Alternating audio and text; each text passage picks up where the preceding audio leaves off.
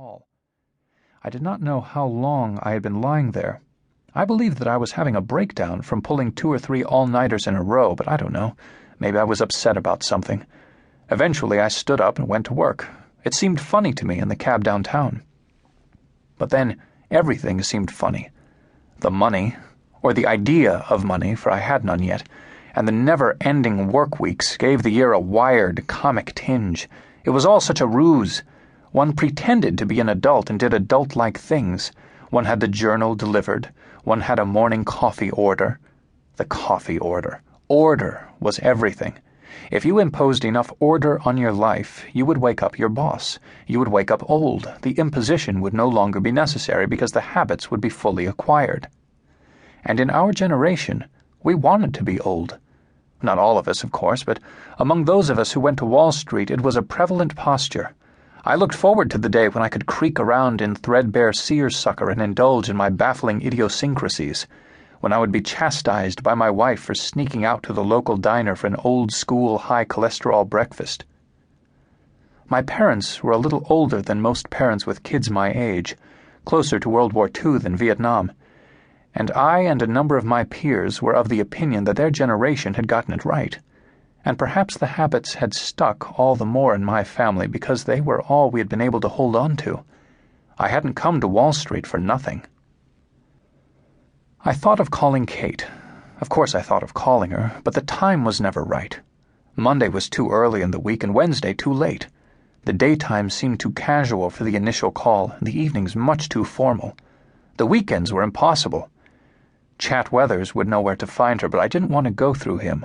And in the back of my mind, I cherished the idea of running into her.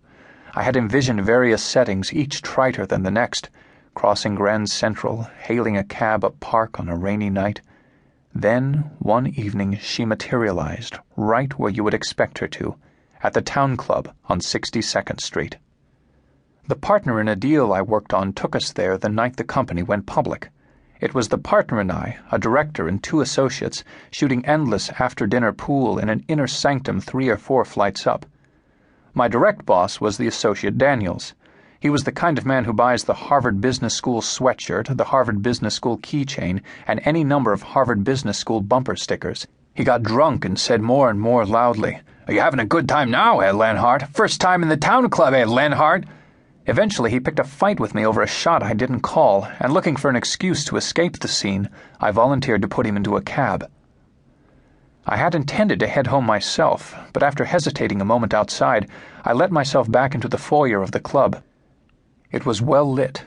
Standing just inside the door, you could see up a wide marble staircase that rose for several steps, split in 2, curved around a gold bust, and rejoined in time to deposit the climber onto a brief mezzanine.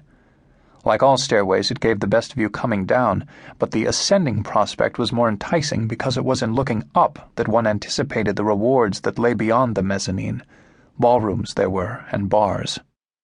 Contrary to what Daniels had said, it was not my first time at the club. My grandfather had been a member, and I had childhood memories of drinking Tom Collins's without the Tom in the men's bar upstairs. Looking back, I'm sure I returned to seek some evidence of this, our residual belonging. Grandfather's name on a roster, a face staring out from the photograph of a men's dinner half a century ago, or perhaps his old Chesterfield hanging still in the coat check, the claim forgotten after a particularly raucous night. But, of course, there was no coat. My mother wore it now.